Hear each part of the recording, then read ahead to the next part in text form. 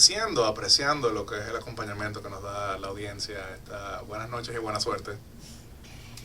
Bueno, vamos a hablar un poquito de la Cancillería, pero a mí me encantan las conversaciones con Hatsel y ustedes van a ver por qué, porque uno puede hablar de todo y usted va a escuchar una opinión adecuada de cada tema, una opinión objetiva, bien documentada, y eso me fascina a mí. Así que yo espero que también ustedes lo disfruten.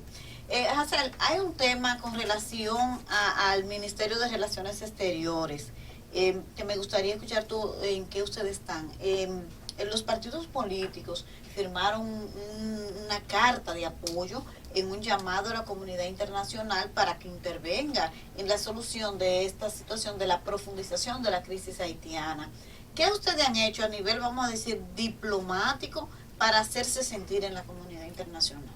Lo primero que tenemos que decir es que la política exterior trasciende lo que es el Ministerio de Relaciones Exteriores. Y no quiero que genere confusión esa frase que acabo de pronunciar. Compete al Ministerio de Relaciones Exteriores, pero va mucho más allá de lo que es una dependencia gubernamental, porque va más allá del gobierno e incluye a la sociedad. Así que saludamos, vemos de manera muy positiva el hecho de que sectores políticos diversos, de distintas formaciones, de distintas organizaciones, hagan un llamado a algo que definitivamente es una prioridad para la República Dominicana, como lo es la estabilidad del vecino país, lo cual impacta de manera muy directa en lo que es no solamente la seguridad nacional, sino también desde luego la integridad territorial de nuestro país. Ahora bien, ante la pregunta concreta de qué ha hecho el gobierno que encabeza el presidente Luis Abinader a través del Ministerio de Relaciones Exteriores, tenemos que, por ejemplo, tomar en cuenta lo siguiente. República Dominicana, viendo precisamente cierto nivel de dejadez por parte de actores de la comunidad internacional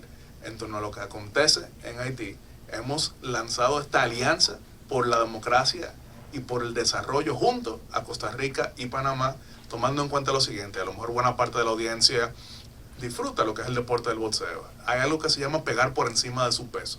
Quizá una voz aislada, como lo es la República Dominicana, por sí sola, no genera la misma resonancia en el concierto de naciones como lo genera teniendo el piso de apoyo, que es el de Panamá y Costa Rica, acompañándonos, tres países con economías relativamente estables, con democracias respetables, con ciertos niveles de seguridad que son un faro dentro de la subregión del Caribe y Centroamérica. Ya hemos visto las declaraciones en Naciones Unidas, las declaraciones en la primera cumbre que fue en Panamá, las declaraciones en la tercera reunión que fue aquí mismo en República Dominicana, en Puerto Plata, y hemos visto precisamente lo que es la reincidencia, lo que es la coherencia de la República Dominicana, llamando la atención a lo que acontece, principalmente desde la perspectiva de la seguridad, ya que es un país que ha sido golpeado. El presidente Luis Abinader lo ha descrito como la somalización de Haití, y por eso precisamente resalto lo que es el lograr alianzas y subalianzas para que se le ponga mayor atención a Haití. Y también, desde luego, veamos lo siguiente. Yo repito la siguiente frase: un mal resumen puede ser catastrófico en políticas públicas. ¿A qué me refiero? No tener el recuadro completo de lo que sucede, por lo menos el recuadro más abarcador, puede llevar a decisiones catastróficas. Y si bien tenemos países en la comunidad internacional que desde luego cuentan con grandes organismos de inteligencia, ningún país cuenta con la información y el conocimiento de lo que acontece en Haití como lo es la República Dominicana. Y es por eso precisamente que entendemos que somos una voz a ser escuchada y que somos una voz que debe ser tomada en cuenta con relación a lo que sucede en ese país. Sin embargo, no podemos permitir que se confunda esto y que lleve a pensar que existe o que pueda existir una solución dominicana a la crisis haitiana. Yo sé que tú eres un gran conocedor de los temas de política exterior. ¿Qué explicación tiene la desidia que ha tenido la comunidad internacional ante la profundización del desastre que ha sido siempre Haití? Tenemos que ser dolorosamente sinceros. Pasa algo. Durante mucho tiempo se había entendido que esto era un problema dominicano. Igual que, por ejemplo, nuestro gran aliado, el gobierno de Costa Rica, en su primer discurso ante lo que es la Asamblea de las Naciones Unidas en octubre de 2018, llamaba la atención a que no se le acompañaba en la crisis nicaragüense. Y miren lo que termina pasando. Y es por eso precisamente que esta alianza sirve en lo que es apoyo mutuo entre los tres países, porque tenemos problemáticas similares, perspectivas similares y yendo de la mano, pues podemos avanzar de una mejor manera en la comunidad internacional. Desde luego, República Dominicana y durante todo lo que ha sido el gobierno del presidente Luis Abinader en estos 17 meses ha llamado la atención sobre lo que sucede en ese país. Vimos precisamente un discurso del canciller Roberto Álvarez ante el Consejo de Seguridad de las Naciones Unidas, mientras todavía República Dominicana tenía un asiento en dicho órgano de tanto peso en la política exterior. Pero desde luego, por eso pongo mucho énfasis en lo que es la importancia de tener un recuadro completo, porque bien lo describió Einstein en su momento, hacer lo mismo y esperar resultados distintos es locura. No se puede buscar un cambio haciendo lo mismo de siempre. Eso no quiere decir que no se hayan tomado medidas importantes con relación a Haití en el pasado. Sin embargo, la situación hoy está peor que antes y requiere acción concreta de la comunidad internacional, pero desde luego saludamos y aplaudimos que distintos segmentos de la sociedad dominicana se unan a lo que es este llamado, ya que no se trata, vuelvo y repito, de un gobierno, se trata del país, República Dominicana, que tiene esta preocupación. Vamos a hablar un chin de la política local. Adelante. Mira, en estos días he visto una declaración del ministro y presidente del PRM, Paliza, que dice que el PRM no tiene competencia para el 24. Que eso no, yo no le preocupa, más o menos así se interpreta. ¿Cómo tú ves la perspectiva electoral a 2 años de las elecciones? No que me dé un veredicto, porque eso es imposible, pero ¿cómo en la perspectiva, el escenario electoral, cómo tú lo ves? Bueno, en política solamente se sabe lo que pasó ayer. Y en política generalmente vemos como, y esta es una frase que se le atribuía a los economistas, a veces los analistas se pasan 6 meses diciendo lo que va a pasar, y después 6 meses explicando por qué no pasó lo que dijeron que iba a pasar. Es muy difícil uno ver a futuro, pero lo cierto es que nos encontramos en un momento de recomposición política, y quizás una de las plumas que mejor ha descrito el momento de cambio que vive República Dominicana eres tú misma, a través de tu columna que leo hace muchísimos años y que de vez en cuando genera ciertas controversias por la manera tan contundente en que sueles escribir. Pero ¿qué sucede? República Dominicana, y vamos a hacer un pequeño recuento, entre 1930 y 1961 partido único completamente. Entre 1961 y 1966 pues guerra, golpes de estado, triunviratos y demás.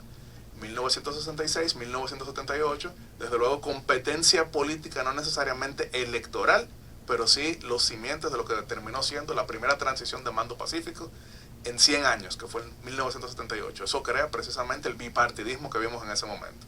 Ya en los años 80, fruto de ciertas frustraciones en torno al partido que sucedió en el poder, al que gobernó en esos 12 años, pues crece una tercera opción y República Dominicana pasa a ser tripartidista. Sin embargo, era un país que no tenía segunda vuelta y por eso precisamente veíamos que se podía ganar en algunos casos con 42%, en otros casos con 35%, tener rechazo como 60%, lo cual siempre generaba crisis. República Dominicana en 1994 aplica lo que es la reforma constitucional que crea la segunda vuelta con el 50% más uno, una modalidad que es debatible y que se valdría la pena hablar un poquito sobre ello. Yo soy muy partidario de esa modalidad, pero hay quienes no necesariamente tanto. ¿Y qué sucede? Tuvimos una segunda vuelta en 1996 que fue ganada por el Frente Patriótico, pero de ahí en adelante varios partidos, varios actores se dieron cuenta, bueno, ¿por qué negociar en segunda si podemos armar una coalición en primera? Y eso va más allá de las siglas, porque anteriormente pues veíamos en el año 2000 que las cúpulas de los partidos negociaban profundamente para formar estas coaliciones. Ya en el año 2004 uno se dieron cuenta, bueno, no tengo que necesariamente sentarme con la cúpula, si hay dirigentes de base que a lo mejor pueden coincidir conmigo, y hay, vamos a decir, desprendimientos que se generan. Eso lo vemos de manera muy contundente en el año 2020 con un sector que se desprendió del Partido de la Liberación Dominicana, coincide con el sector que ya había sido opositor y se gana en el Senado, se gana en los diputados y se gana en las alcaldías, y en la presidencia pues hubo una coincidencia distinta. Lo que estoy queriendo decir es que República Dominicana ha vivido grandes transiciones, grandes transformaciones, y generalmente lo que hemos visto es que quienes no entienden el momento de cambio, les pasa por encima. Y yo creo que si se analiza 2024 con el lente del año 2012, para no irnos muy atrás, algunos precisamente se quedarán preguntando el por qué el electorado no les favoreció. Así que más que hacer vaticinios, yo lo que sí enfatizo de manera muy profunda es que República Dominicana cambió, y eso lo vemos no solamente a nivel presidencial, lo vemos por ejemplo en el nivel regional, municipal, provincial. La cantidad de caciques que fueron derrotados en el año 2020, personas que tenían hasta 30 años de dominio sobre ciertas provincias y municipios, fue bastante apreciable. Y no se trató de que, por ejemplo, fueron derrotados por otros caciques que cambiaron de signo político, sino por una ola que no se veía en mucho tiempo, definitivamente. Así que yo creo que es una dinámica que vale la pena analizar muy profundamente y que a lo mejor tú estás de acuerdo, que escribes bastante sobre ello. Todavía no está muy claro. Cuando digo que todavía no está muy claro, me refiero a que todavía nos estamos acostumbrando a este nuevo sistema, que incluso yo me voy más lejos. No es un sistema meramente partidario, porque anteriormente pues los partidos tenían un peso tan grande, tan profundo sobre la gente, que por ejemplo uno de los caudillos decía, nos vamos por aquí, y ahí se iba la gente. Hoy en día puede que se vayan por ahí, pero van a preguntar, ¿pero por qué? ¿Por qué por ahí? Entonces yo creo que esa es la mejor respuesta que podemos dar rumbo a 2024. Y el tema, precisamente ahí, ese voto independiente. Yo veo mucha gente conversando que el presidente Abinader con relación al PRM, que el PRM no se siente en el gobierno, en el poder, que es diferente. Tú sabes que hay una diferencia abismal entre tú estar en el poder, tener poder, y otra cosa tú tener un cargo, te dieron algo. Y escucho algunos analistas que hablan de esto y dicen, bueno, es que no tiene partido, puede perder. ¿Y no será una apuesta a eso que tú dices, al voto independiente? Eso es algo que definitivamente vale la pena analizar, pero vuelvo y repito, anteriormente teníamos partidos políticos que por sí solo tenían un piso de 40%, y se sabía que de antemano tú podías poner a sea quien sea en esa casilla y ahí iban a votar. Hoy la gente exige mucho más, hoy incluso el miembro del partido exige mucho más. Y vamos, por ejemplo, a un partido con formación estalinista, como lo fue el Partido de la Liberación Dominicana, un partido que entendía que los organismos estaban por encima de absolutamente todo. Incluso, vuelvo a hacer referencia a tu columna, vuelvo a hacer referencia a tus escritos. Durante mucho tiempo se rumoraba lo que se decía en el comité político, pero uno nunca sabía lo que se decía en el comité político. Le tiraban fotos al inicio, por ahí salían, y había rumores. Pero posterior a ello, pues vimos precisamente pues la decadencia del poder, vimos la división de ese poder, y vimos sectores que siempre votaban por uno, pues después votar por otro. Entonces yo lo que sí vuelvo y repito es que si seguimos viendo la política con el lente del pasado, pues en el presente nos vamos a preguntar por qué no nos está sonriendo el futuro. Y el Partido de la Liberación Dominicana, con relación a la división, la debacle electoral que sufrió, ¿tú lo ves en un camino como el PRD y el Partido Reformista, o tendrá la capacidad de sobrevivir? Es muy difícil decirlo, porque de nuevo, vamos a hacer quizá un recuento de lo que fue o ha sido hasta ahora la suerte de los partidos que mencionaste. 1996 el Partido Reformista, pues obviamente liderado por el doctor Joaquín Balaguer, forma parte del Frente Patriótico, gana las elecciones, pero decide no formar parte de la administración. El doctor Fernández ha escrito bastante sobre aquello, pues haciendo referencia a que tan cercano como el día 14 de agosto visita la Máximo Gómez número 25 para preguntarle al doctor Balaguer que quiénes serán los miembros que formarán parte de su gabinete, pero es este el que se niega a ello. Ya en el año 2000 el Partido Reformista logra 24.5%, 785.000 votos contra 793.000, que el Partido de la Liberación Dominicana junto al Bloque Institucional Socialdemócrata, un saludo a José Franca, me imagino que nos está escuchando, escucha bastantes programas, pero todavía ya en el 2000 pues veíamos un partido fuerte. En el año 2002 el Partido Reformista logra 23% y logra en ese entonces 37 diputados y 2 senadores contra un solo senador que tuvo el Partido de la Liberación Dominicana. Todavía en el año 2004 el Partido Reformista, con las primarias que fueron 27 de marzo, Eduardo Estrella, Jacinto Peinado, marcaba más de 30%. Pero todavía vámonos al año 2007, primarias, 10 de junio del año 2007, el Partido Reformista marcaba más de 20% en ese momento. Así que vamos a decir, descenso de la que fue mi casa política durante el tiempo posterior a 1996 no fue inmediato.